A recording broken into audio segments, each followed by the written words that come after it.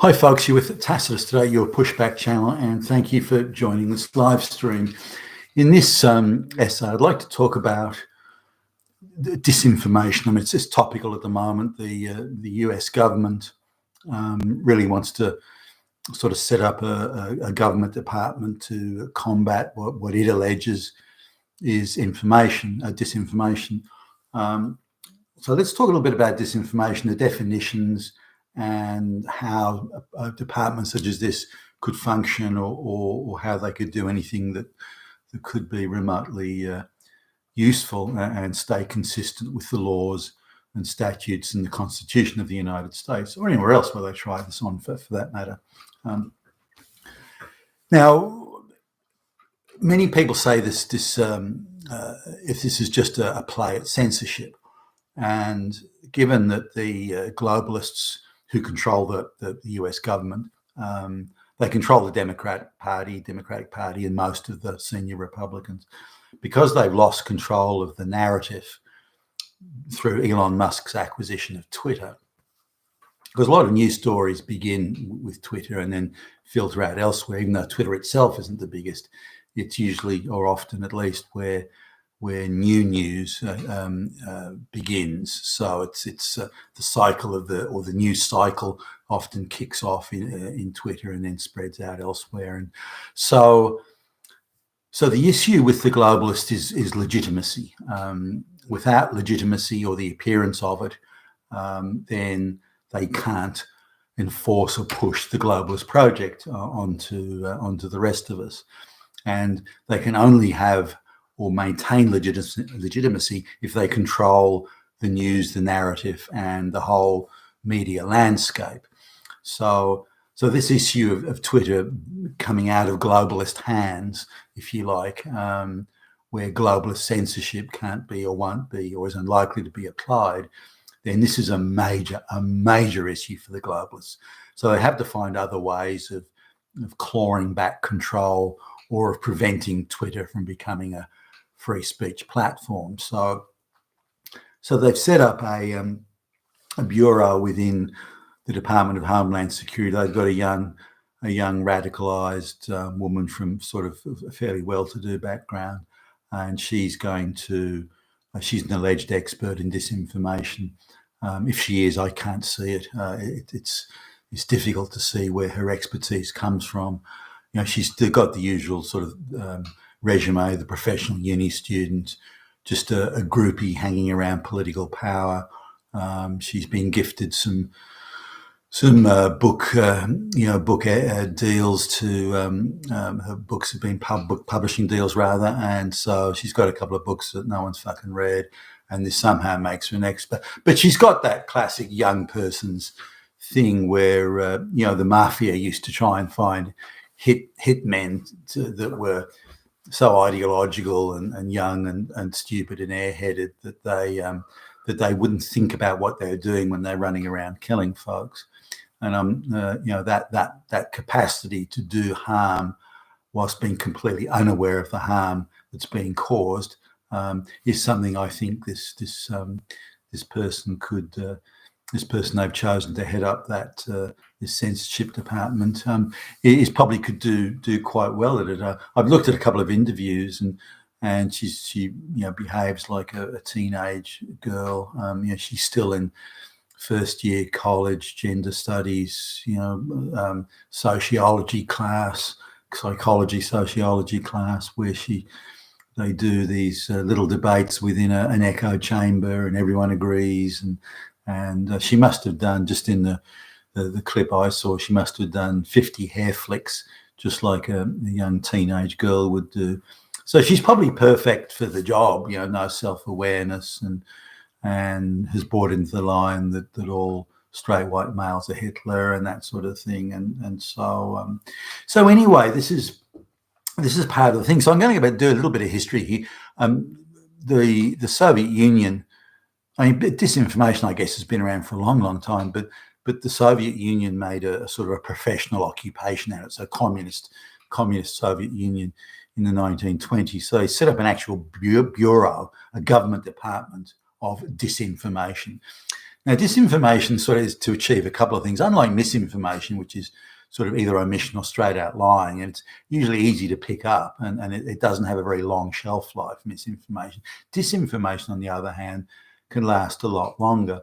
So, has a much longer shelf life. It can sort of keep on as an idea ping-ponging around in various establishments such as education and universities and so on. So the Soviets saw it as a way to subvert the capitalist nations of the West. I mean, to some extent, they saw it as a counterattack, but nonetheless, it was a subversion program. Now, disinformation is meant to be exploit natural fault lines in the target society. So the Soviets first began by targeting class. So the rich versus the poor, managers versus workers, owners of factory versus workers, that sort of thing. So they did it pretty much along the ideological lines that Marx and Engels had laid down in really the 1840s. So they went down that, but the West, particularly following, they got some traction with this class thing during the Great Depression, not so much with the war, Second World War, but then after the Second World War, the West became quite prosperous fairly quickly. So by the sort of late 1960s, early 1970s, it was pretty clear to the Soviet Bureau of Disinformation that really it just wasn't going to work. This class conflict, rich versus poor, wasn't really going to work anymore. So they had to find other fault lines. So they already had these as really sort of plan Bs and plan Cs. So gender was one, race was another, particularly say in the United States, less of a gig in Britain, where there was, at the time there was a minuscule number of non-whites in Britain. It's different now, but in America they could exploit the race fault lines, and in a few other places, but in America in particular, they tried very hard on that. A lot of the riots you see in the Martin Luther King actions and the black activism generally, there was a lot of Soviet agitators working behind the scenes to stir all that up and to come out with propaganda, disinformation propaganda. And one of the disinformation propaganda stories the Soviets put about was that millions upon millions, tens of millions of black people had gone to live in the Soviet Union because they had a free, they were free there, and they were equal and equal outcomes, and the blacks were flocking, American blacks, not Africans, American blacks were flocking to the Soviet Union to get a piece of this equality and this workers' citizens' paradise. It was all nonsense, of course, but the Soviets really were quite active in sending agitators into universities and just anywhere they could, really, particularly say arts councils, wherever there was actors and singers and dancers and so on. They would try and penetrate that and spread the people who were susceptible to that sort of message that there's great evil inequality and so on there. So they were able to really exploit the race stuff, the gender stuff too.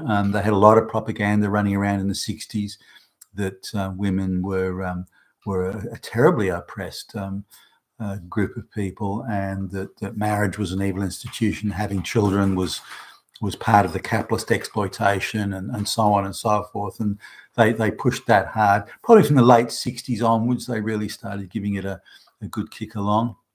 They also, as time went on, they also started to exploit gay lesbian issues, and their favoured sort of people that they could turn to become Soviet agents and agitators was always Jewish, gay or lesbian, and an academic or a teacher. That was the big trifecta. And nothing's changed today. Those are still the same people who are at the apex of various victimhood agitation and victim invention and associated propaganda there. So they went into these other areas. They gave up on class, just wasn't getting them anywhere. and they went into these other areas, which are indeed the key points of disinformation today. And did you know that 1 in 3 women is raped every year? Now, part of the key things with disinformation is it has to have enough complexity in it that it's not easy to disprove. You've got to do quite a bit of work to disprove some of these things. Maybe not quite so much today, given you can go online, but back in the time, they would use academics who'd been turned into agitators and propagandists to say, oh yes, it's terrible. Men are abusing women horribly, and they could create these narratives. And of course, they owned a number of journalists, and so they could spread this propaganda about, and it was disinformation. Just simply wasn't true, but there was a kernel of truth in it. Can you find somewhere in America someone who was, raped or beaten or something? Of course you can. So that then becomes the proof that everyone is being raped and beaten, because you have that one example. This is one of the concepts and methods of disinformation. So you have one straight white male who voted for Donald Trump, who has an online social media account. Everybody is therefore a straight white male, voted for Donald Trump, and they're a fascist Nazi. They have to be shut down. So these are the sort of some of the methods of disinformation. It's there to destabilize a society, not necessarily politically, but socially. And if you can destabilize a society socially, then it tends to fall apart and collapse in on itself, which we're seeing across the West today. Now, that disinformation machine, if you like, or the discipline of it, was taken over by the globalists to some extent before 1990, but particularly after the Soviet Union fell. It was just too useful a vehicle to discard and forget about. Hey, we can use this for our own ends. So they kind of took over that disinformation machine, and they've used it for their own purposes. The biggest threat to America is straight white males or white supremacy or this sort of thing. This is all part of that wider disinformation campaign. But controlling the media and controlling the narrative is essential to that, because if they have, as they perceive it, have legitimacy, then they can push this narrative and people will, in theory at least, believe it. But if they don't have that, if they don't have control of the narrative, then they don't have the legitimacy to push the whole thing, or push the globalist project.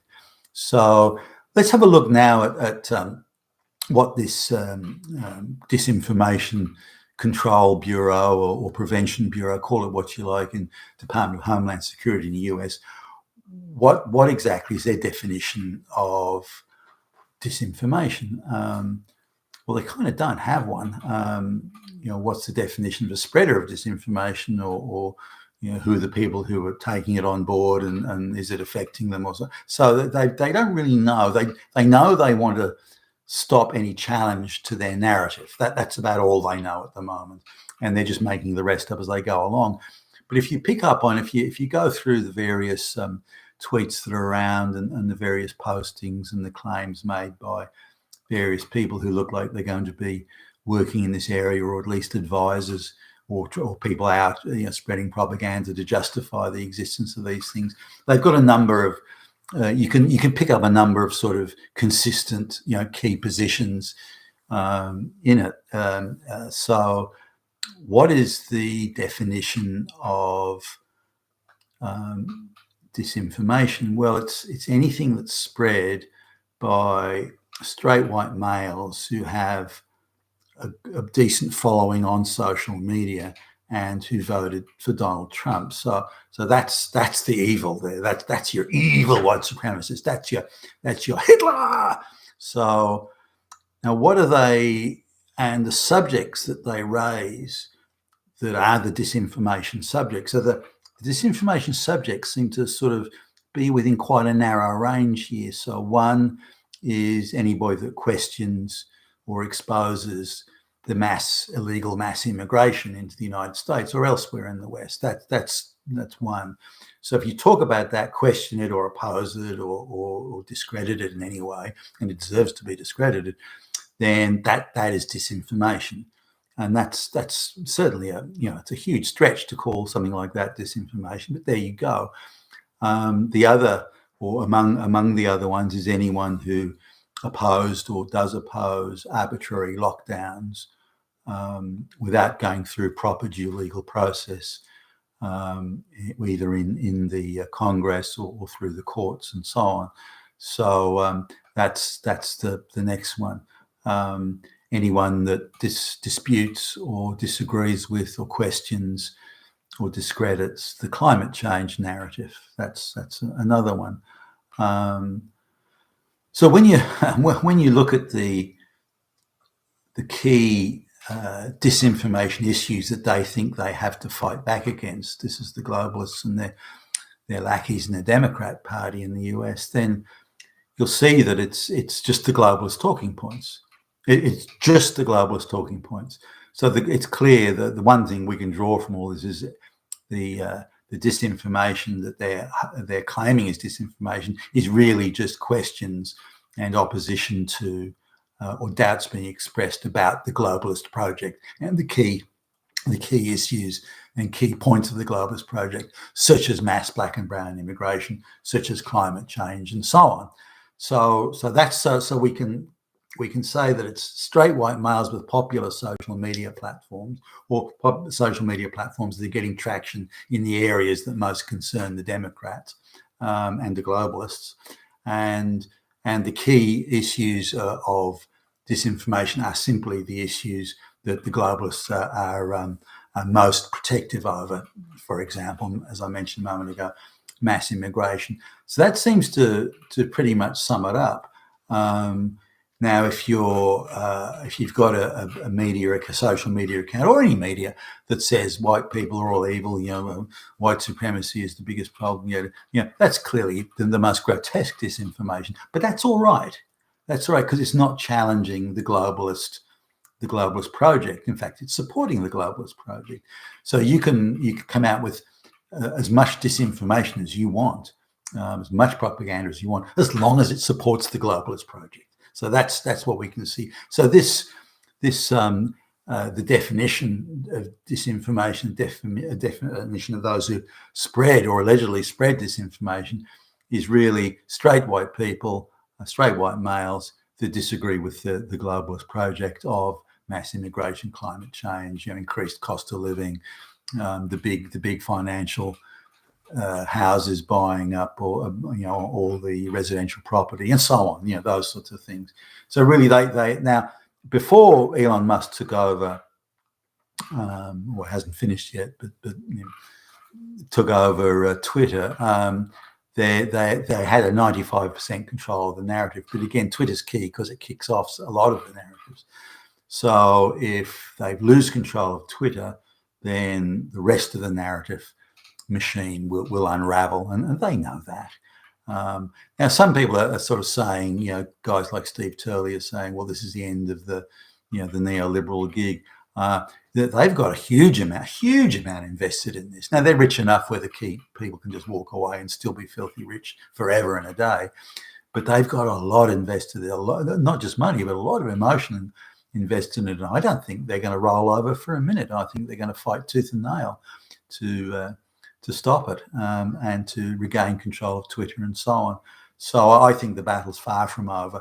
But these are good signs if Mr. Musk holds firm, and if Truth Social gets up and gets going and gets a good following, then I think there is a good chance that this incredibly destructive, evil neoliberal order can be brought undone, and I hope it is, and it can't happen soon enough for me. You've been with Tacitus today, your Pushback channel, and thank you for listening.